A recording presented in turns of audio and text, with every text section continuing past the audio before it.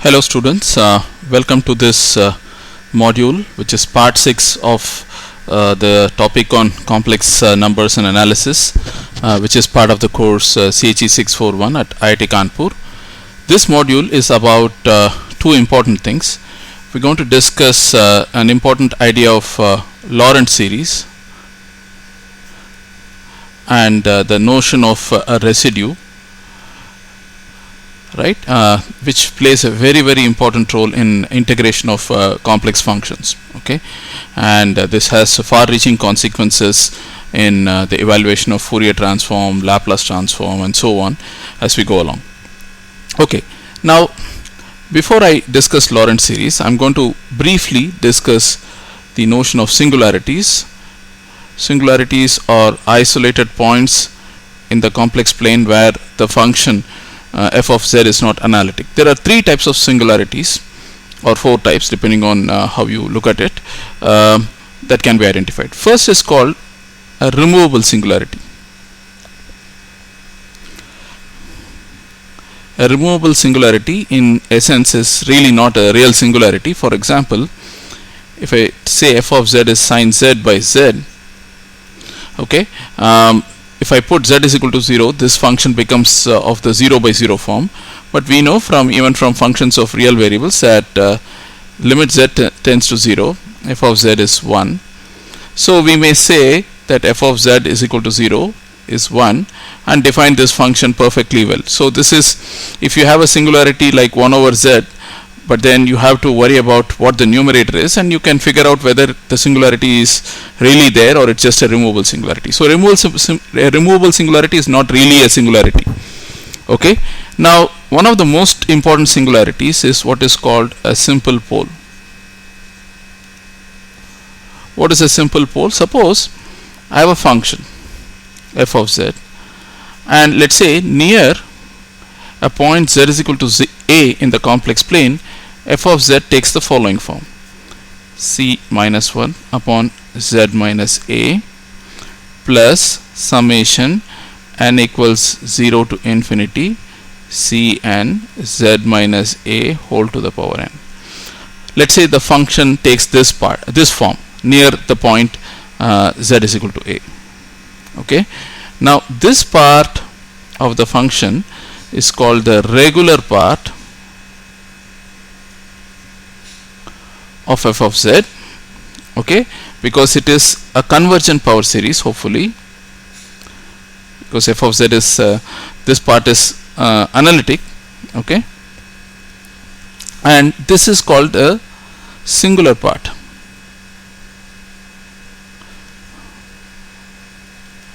Okay, why is it called the singular part? Because you have the presence of 1 over z minus a. As z approaches to a, this diverges. So this is also called as sometimes the principal part. Okay, now a very important definition in the theory of complex variables, the notion of a residue. What is the residue? A residue is always defined with respect to a pole. The residue is nothing but the coefficient of 1 over z minus a. Okay, that is called the residue. Suppose a is a simple pole, okay, and if you write an expression for f of z like this, okay, then residue is nothing but the coefficient of 1 over z minus a. In this particular example that we wrote, the residue is nothing but, okay, this function, this coefficient c1. This is nothing but the residue in this example. Okay, now the concept of a residue plays a very important role in the evaluation of complex integrals. So this is a very important idea, as you will see by the end of this lecture or next lecture. Okay, now of course we need to understand with some examples as to the notion of a residue. Suppose I consider sine z by z squared. Okay, then I can Taylor expand z about sine z about z is equal to 0 and then divide by z squared. then I will get 1 over z plus minus z squared by 3 factorial plus z to the 4 by 5 factorial minus so on. Okay, now again as usual you can identify this is the regular part of sine z by z squared, this is the singular part. Okay, now so what is the nature of the pole? The pole is a simple pole because you have coefficient 1 over z, which is 1 over z minus 0. So we can say that for this function there is a simple pole at z is equal to 0, first thing. The second thing, what is the residue of this function f of z at z is equal to 0? It is a coefficient of 1 over z minus 0 or 1 over z, which is 1 here. So this is basically this quantity. Okay, this 1 is the residue. Okay, so this is how one identifies or computes residues. There is another simplifying formula that we will come to in another couple of minutes. Okay, let's take another example. Okay, let's say you have cosecant of z, which is nothing but 1 over sine of z. Now we know that sine of z is 0 at z is equal to n pi. Okay, from basic trigonometry. So if I expand sine z about z is equal to n pi, where n can be anything, then what I will get is sine z is z minus n pi, because at z is equal to n pi sine z is 0. Okay, so the first term itself will be proportional to z minus n pi cos n pi minus 1 by 6 z minus n pi whole cube cos n pi plus 1 by 120 z minus n pi whole to the 6 cos n pi minus and so on. Okay, so this can be simplified as sine z is minus 1 to the power n. See, cos n pi is when n is odd, cos is minus 1, when n is even, cos is plus 1. So I pull out this minus 1 to the power n to indicate this fact. I pull out z minus n pi as well and write this 1 plus 1 by 6 times z minus n pi the whole squared minus and so on. Just rewriting this. So cosecant z is nothing but minus 1 over 1 to the power n by z minus n pi. Okay, and I'm sorry, there must be a minus here.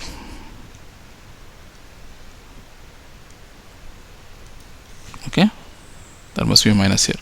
Now if this will come in the denominator. If I take it to the numerator, if I use the binomial expansion, I'll get this to be 1 plus 1 by 6 z minus n pi by n pi squared minus and so on. Here it should be plus.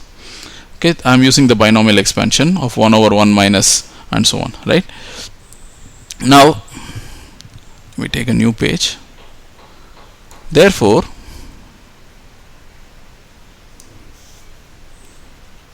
cosecant of z as expanded about z is equal to minus n pi, or z is equal to n pi, I'm sorry, is minus 1 to the power n z minus n pi times 1 by 6 to the times 1 minus 1 to the power n pi and so on. Now this part, okay, so what I have done is to have expanded, I'm sorry about this, just a minute, I have expanded, so I have to put a plus sign here. Now this part is the regular part and this is the singular part. So what is the nature of the pole? It is a simple pole. So cosecant z has simple poles at z is equal to n pi, n is 0, 1, 2. And what is the residue at these poles?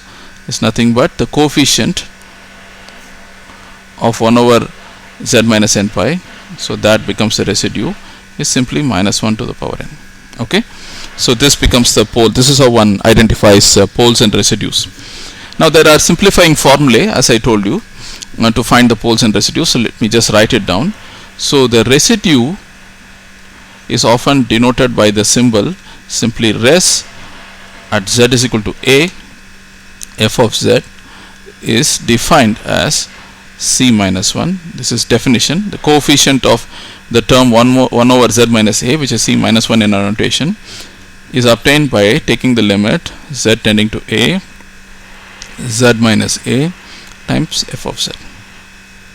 So this is a very, very important formula, right? You should keep this in mind.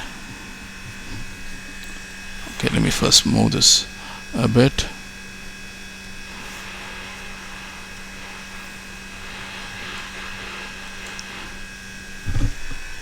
Sorry about this.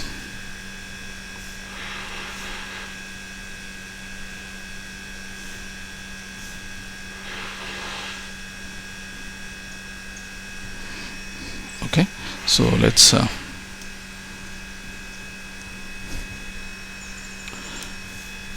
now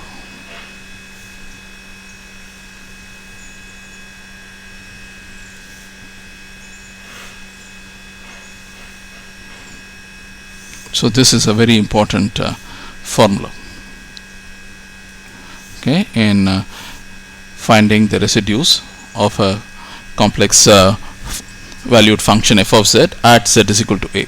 So this is how one finds the residue. Residue is nothing but the coefficient c minus 1, which is the coefficient of 1 over z minus a in that expansion. Okay, now there is one more formula. Suppose f of z is written as g of z by h of z, and h of z has a simple 0, just as a simple pole is like 1 over z minus z naught. Let's say h of z has a simple 0 at a, that is, it is proportional to z minus a. At z is equal to a, h of z is 0. Then so h of z can be written as h prime of a times z minus a. Okay, so f of z basically near z is equal to a, f of z is g of z by h prime of a times z minus a. Now if I want to find the residue, I again use the same formula. Residue of this f of z, now f of z has a specific form as given here, right? This f of z, residue of this f of z is nothing but limit z tending to a. Now residue is the coefficient of okay, let me just do this. Use the same formula as above, z minus a. I'm just using this formula, times f of z is g of z by h prime of a z minus a, very close to z is equal to a. F of z has this form. So now these two terms cancel, so nothing but this gives residue of f of z is limit, sorry, now I've already taken the limits, it's nothing but g of a by h prime of a. Okay, this is another useful formula, especially if you have f of z of the form this g of z by h of z. Now for those of you who are chemical engineers, you will know that transfer functions in process control will always have the form some p of s by q of s, and in transfer functions we are really worried about poles, zeros and so on, in terms of looking at the stability of these process systems. So there these ideas will come in very handy. So although I will not be able to tell a whole lot about process control in this course, but I'm just trying to hint you that all these are very, very relevant as mathematical building blocks towards describing dynamics of process control, dynamics of process systems. Now let's look at multiple or higher order poles. We've so far looked at simple poles which are of the form 1 over z minus a, Now we are going to look at higher order poles. Here f of z can be written as c to the minus m by z minus a whole to the m plus c to the minus m minus 1 by z minus a whole to the m minus 1 plus so on plus c minus 1 plus the regular part n is equal to 0 to infinity cn. So as usual, this part is regular. If a function has coefficient, the highest coefficient in the denominator is 1 over z minus a to the power m, this of course is the singular part.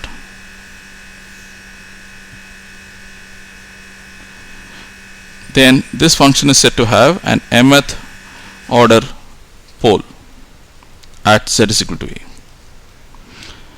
Okay, now if this is the case, what is the residue? The residue of this function still remains c minus 1, that is the coefficient of 1 over z minus a. There is a very important reason for this. Even if the pole is higher order of mth order, as we have written here, the residue is still given by this function c of minus this coefficient c of minus 1, which is the coefficient of 1 over z minus a. Okay, so suppose this singular part, here I am assuming that the singular part ends at a given m. Okay, now you can ask the question, if this doesn't end at a given m and extends all the way to infinity in the denominator, then that is called an essential singularity. Essential singularity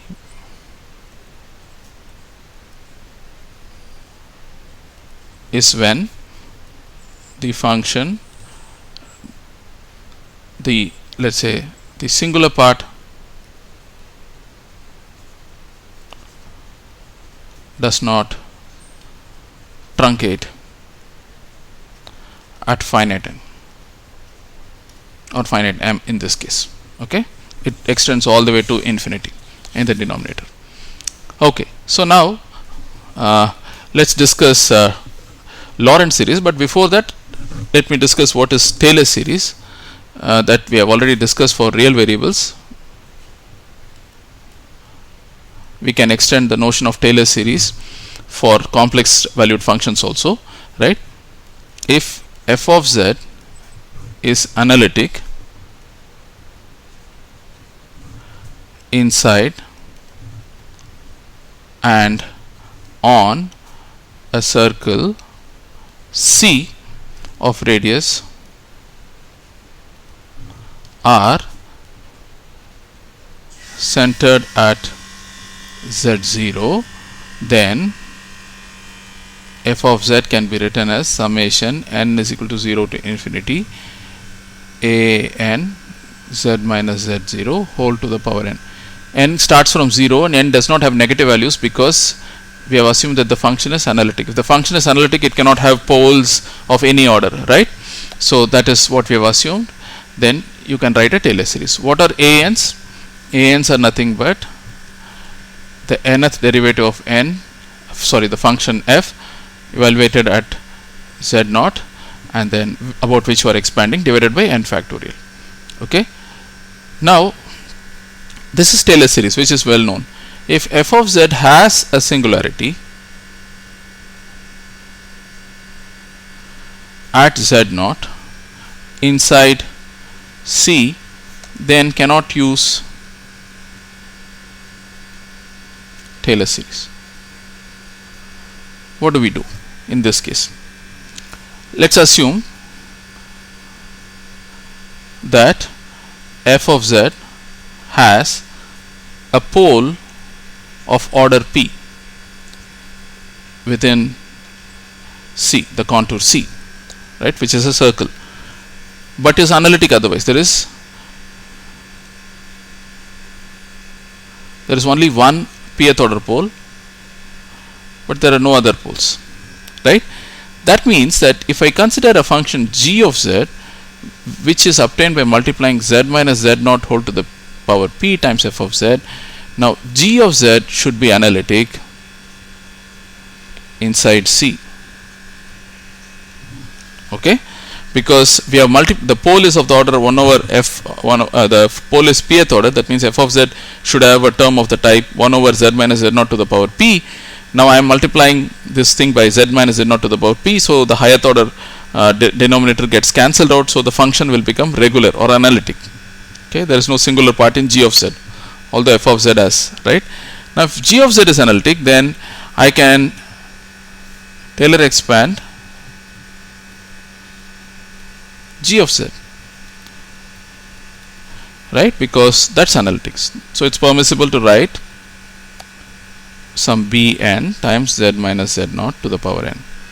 But what is f of z? F of z is nothing but g of z. From this equation, f of z is g of z upon z minus z naught to the power p. So I can write this as n is equal to 0 to infinity bn z minus z naught to the power n minus p. Clearly, therefore, f of z will have negative exponents because n starts from 0.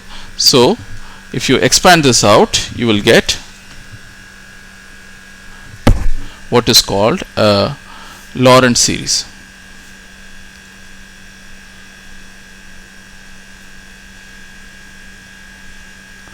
Okay, what is a Laurent series? F of z, what we just wrote, is a minus p by z minus z naught to the power p plus so on up to a minus 1 by z minus z naught plus a naught plus a1 z minus z naught plus a2 z minus z naught squared plus so on. Okay, so again, as you know, this is the regular part and these are the singular parts. Okay, this is called and a of minus p is not equal to 0. This is called a Laurent series.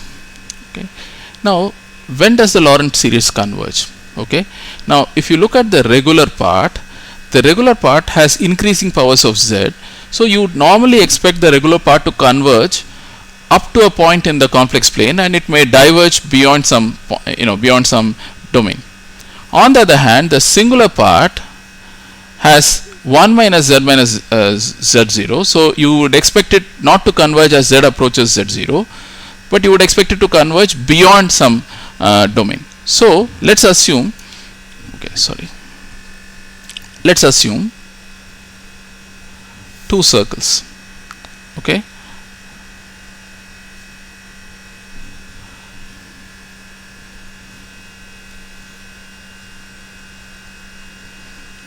this is one circle, and let's draw another circle.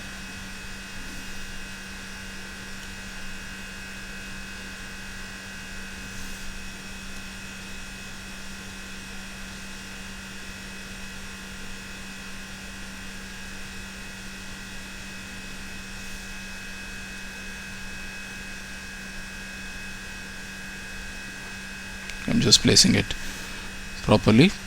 Okay, so let's call this the center of the circle. Now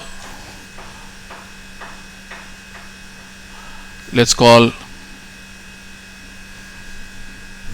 this as R1. Okay, let's call this as R2. So let's write this down. This is radius R. Oops, sorry about this. R2.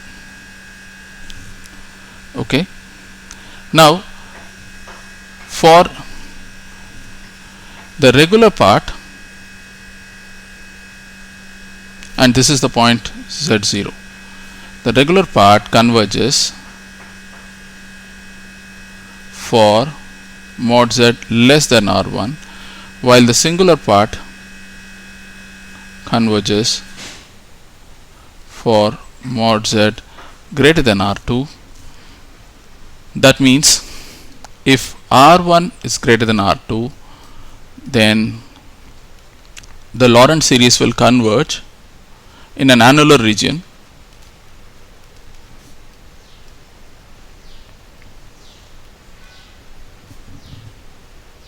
that I will indicate in the figure, right? So where will the Laurent series converge? The Laurent series will converge in this region, in this annular region, right? This is the region of convergence or domain of convergence of the Laurent series. Now it may well happen that if R2 is greater than R1, then the series does not converge, because the regular and singular parts are not convergent in a common domain, so there is no area or region in the complex domain in which the series will converge. Okay, so let's take a new sheet.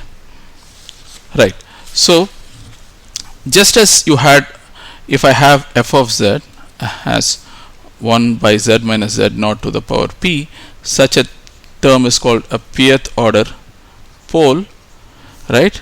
If f of z has z minus z naught to the power m, this is called an mth order 0. Okay, pole comes in the denominator and 0 comes in the numerator. Okay, now so in the Laurent series,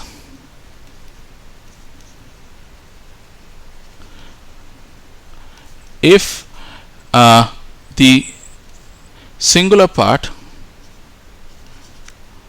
stops at pth order, at a pole of pth order, okay, then the function has a pole of order p. But if the singular part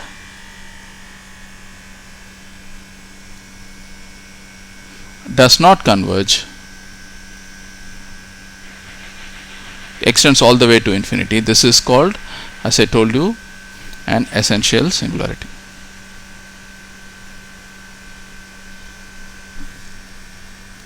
Okay, so it is not possible to find a lowest value of p. It will keep going all the way to infinity, the powers in the denominator. Okay, so that is the way one identifies what is the nature of the singularity from the Laurent series. Okay, now let's do an example. Let's say we want to find the Laurent series for 1 by z times z minus 2 the whole cubed. Okay, about z is equal to 0 and z is equal to 2, and find the residue.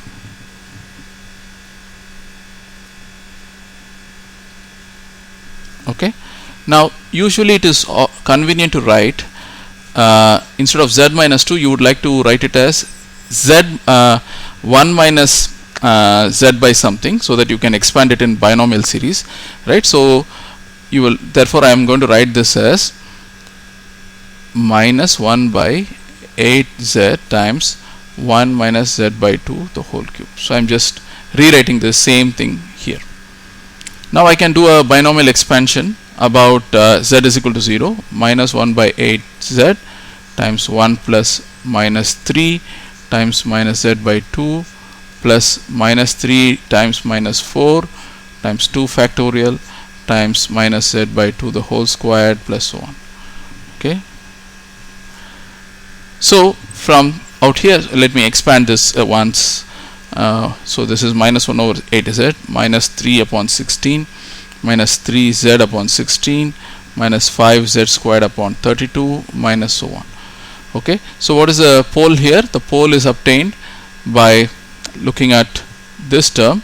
So this term tells us that this is a first order pole, because you have a term of the type 1 over z minus z naught, where z naught is 0 here. First order pole at z is equal to 0, and residue is the coefficient of 1 over z minus z naught, which is minus 1 over 8, right? If you look at, this is the residue. Okay, now suppose the same function you want the Laurent series at z is equal to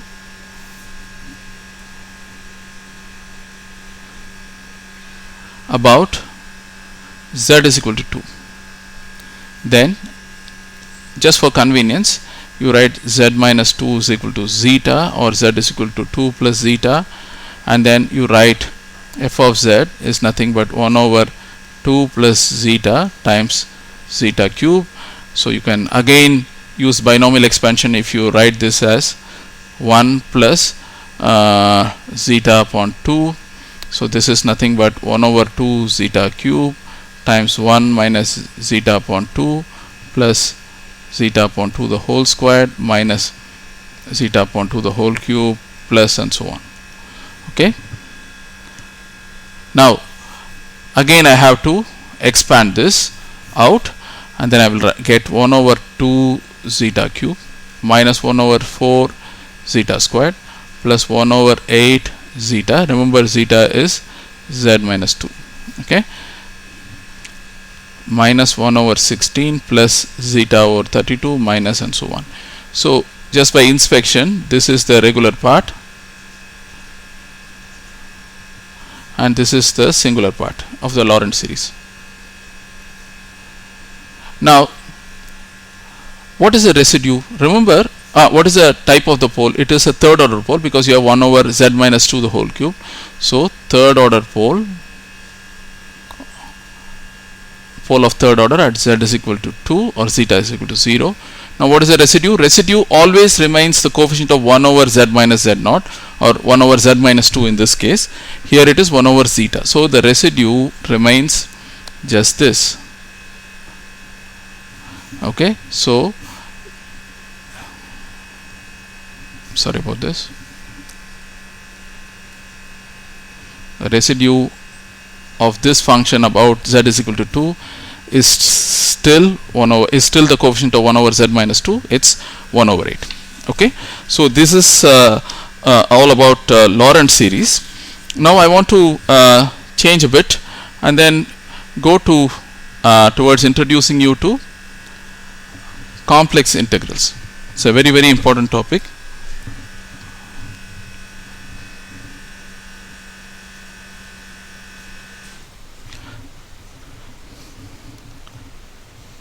Okay. Now let's understand a little bit about complex integrals, right? Suppose I draw the complex plane for you. Okay, this is real, this is imaginary. Now if I have a complex function f of z and if I want to integrate between 2 points, let's say a and b, a and b. Let's say a is the point z1 and b is the point z2. So I want to integrate the function f of z between the points a and b. Now the key issue with such complex integrals is that you are not integrating along a one-dimensional line. Instead you are integrating along a plane. This is similar to line integrals of vector calculus, right? So what you have to first prescribe is what is the path of the integral. Okay, so you can go from a to b like this. The path of the integral is called a contour C. So that's why complex integrals are also known as contour integrals, and complex integration is also known as contour integration. But there are infinitely many paths, so this is not the only path. So I can also go like this from a to b. I can also go like this from a to b through path C, and so on. There are many paths. So obviously a complex integral is it makes sense only if you prescribe the path. So you have to first say I1 is integral of f of z over between the points a to b using the contour C1. Now I can also find the integral between a to b using a different contour C2 f of z. Right? You can in principle get many integrals by changing the contours, as I have shown here. Now the key question that you may ask is, if there are so many contours that are there, then what is the meaning of contour integration? Is I1 equal to I2? Sorry. Is I1 equal to I2? This is a genuine question that you might well have. But it so turns out that you might have guessed now, if the function is analytic,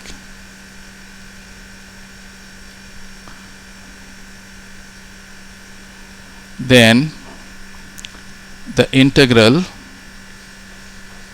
is path independent.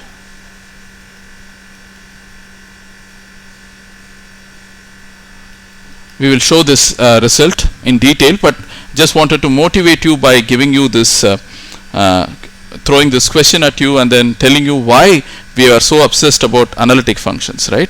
The reason for our obsession with analytic functions is because it offers these powerful results. Okay, now let's understand what is the meaning of a contour integral. Let's say that we don't know whether f of z is analytic or not. So how will we do this integration? Now f of z is u plus iv. So I'll write u plus iv. It has its own real and imaginary part, and dz is dx plus I dy. So I have to multiply these two, and this is of course described over a contour. U dx minus v dy plus I u dy plus I v dx. There are of course four terms in this integral, so if I expand it out, you will get all this. Now first thing one should do, what one should do is you had this path that joins A and B, the points A and B, that is the contour C. It must be parameterized, that is as x you should parameterize with a real parameter t, such that as t changes from its value from corresponding to this point, x and y will trace this curve. This is x, real and imaginary part of z. Okay, so this is how one parameterizes. I will of course show with the help of an example how we do this actually.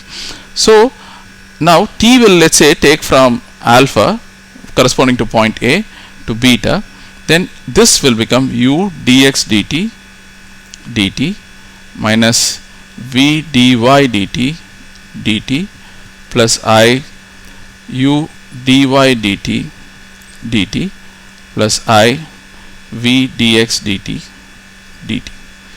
Now u is a function of x and y. Now x you parameterize in terms of t, so you have to substitute both x and y in u, so they will become a function only of t, and then dx dt is known because you have parameterized the path of c, so everything will now become a function only of t. So this is how one evaluates complex integrals, okay, by parameterizing contour integrals. Okay, now let's do this, understand this with the help of an example. Let's go to a new page. Okay, now let's say we take a function, a rather simple looking function. F of z is 1 over z. Now I can go from point A to point B in a complex plane. That is one way of doing the integral. I can also start at point A, go in a closed path and come back to point A. Okay, these are called closed contours. So what I am going to do, such integrals are denoted by this. When the contour is closed, okay, this is when the contour is closed, the contour integral is denoted by an integral with a circle. So I want closed contour along mod z is r. That is all I am saying is, right, I have a circle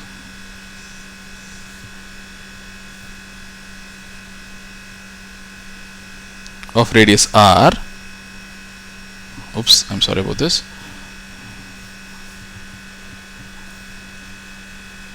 From the origin, that is the path. So I want to go around in this path, and then I want to evaluate the integral. Okay. Now, so mod z is r. So how do I parameterize this? Let's say z of t is r cosine t plus t is the parameter that I sin t, and t goes from 0 to 2 pi. Okay, that is a parameterization that we are using. So f of z is 1 over z is 1 over x plus iy is equal to, I multiply and numerator and denominator by its conjugate, so we'll get x squared plus y squared. Okay, so what is u is real part of f, that is nothing but x by x squared plus y squared. V is real part, sorry, imaginary part of f, that is minus y by x squared plus y squared from this. Okay, so now I can parameterize in terms of the parameter t. U of t is nothing but r cosine t by r squared, that is equal to cos t by r. Similarly, v of t is minus sine t by r, right? So once we have this, it's easy for us to do the integral, because now I can say dz upon z is 0 to 2 pi. This is the bounds for t, cos t by r. Now remember, you had dz, so you have to z is okay, so you have to look at dz, and then you have to write dz as r is constant, so it's d of cos t, which is minus r sin t dt, and r is constant, remember, and so this is nothing but minus r sin t dt minus 0 to 2 pi minus sin t by r cos t dt plus I 0 to 2 pi cos t by r cos t plus I 0 to 2 pi minus sin t by r minus r sin t dt. Of course, there is a dt here as well. All I am doing here is to use this formula here. This is the integral of f dz over a contour. Here the parameter is t, and t goes from 0 to 2 pi. I am using dx by dt dy. In the same formula, I am applying these substitutions, nothing else, right? So now look at these terms. Now look at this term. This is minus this r cancels first of all, right? This is minus cos t sin t. This is plus cos t sin t, and here also r cancels. So these two terms will cancel themselves. Yeah, these two terms will cancel themselves. So we are left with, therefore,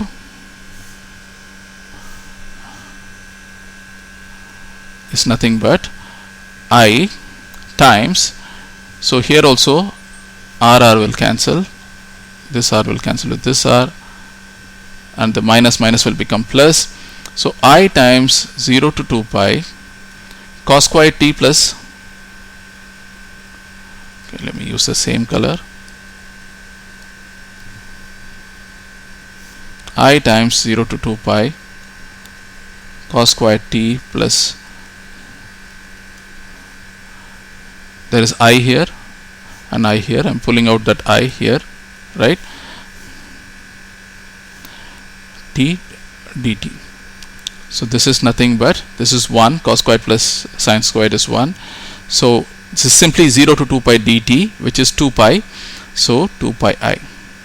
So what we have shown is integral dz of z over a closed contour over a circle of radius r is 2 pi I. This is it's one of the most important results in complex analysis, because it has a whole lot of implications, as you will see shortly, in terms of this is a very important result. Now what is very interesting, okay, the first objective of showing you this was to show that you can indeed use parameterization to evaluate a complex integral or a contour integral. This is over a closed contour. I will also show you some open contours as we go along. Now the most important thing that you should know is that this result, the integral, is independent, is independent of the radius r. You could have taken r to be 100, 1000, 10,000 or 10 to the minus 5. It seems independent. Okay, this is a very important aspect to this integral. Now what I'll do very briefly is to show very quickly that instead of taking a full circle, right, if I were to take a semicircle like this, right, this is, let's call it contour C2. This is going from R to minus R. In the previous case we went over full circle, here we are doing only a semicircle. So the same parameterization will work, but t will go from 0 to pi, and you can show that using the same idea, it's everything remains the same. So t2 is dz by z is pi I. Okay, you can do this integral. Now this is of course r, right, because the radius of the circle is r. Now I will do the same integral. I will use the same function or a different path. Now what is the path I am going to choose? This is r, this is minus r in the real axis, this is r in the imaginary axis. Now I am going to go like this. Basically I am saying that I will go from here to here and then from here to here. I am doing the same integral, but this is a different contour. This, let's call it C2, and let's call this C3, and this, let's call it C3A from here to here, and let's call this C3B from here to here. Now you can further parameterize this. How do I parameterize this? Along C3A, z is 1 minus t times r plus I t r, 0 less than t less than 1. Along C3b, I will take another parameter, minus s times r plus I times 1 minus s r, again 0 less than s less than 1. Okay. Now if I do this parameterization and do the integral, you will find that integral over C3 dz by z is C3a dz by z plus C3b dz by z, and you will find that the answer is again pi. So it doesn't matter how you go from this path, this point to this point, whether like a semicircle or like this triangle, you got the same result. Okay, this is a very interesting consequence, right? I asked the question at the beginning of this discussion, whether if I choose two different contours between the same 2 points for the same function, will I get the same answer? Here it seems like one is getting the same answer. Okay. Now when will we get the answer to be the same? What are the conditions? We will see shortly. Okay. Now there is one last point I would like to do. I will take the same contour from R to R. Now while coming back, I am going to come back to from minus R to R. I will go like this and come like this. Okay. So I will go like this and come like this. Now this integral is minus pi I. See, I am going from R to minus R using the contour C2, which is a semicircle, and then I am returning exactly using this path but in the opposite direction. But the point is, this integral is the minus of this integral. So if I go from in a circular way, right, dz by z, where this is a closed contour, because remember this is not a circle but still the contour is closed. You are going like this and then coming like this, but here you get 0, right? In the beginning I told you that if I go around the origin, we explicitly demonstrated dz by z is 2 pi I. So it appears like here you are getting one answer and here you are getting 0. So what is making this difference? What is causing this difference? All this will be answered in the next module through the two major theorems that are there in complex integration. These are the Cauchy theorem, or the Cauchy's integral theorem, and the Cauchy's residue theorem. So I will stop here for this module and continue with complex integrals or contour integrals in the next module. Thank you.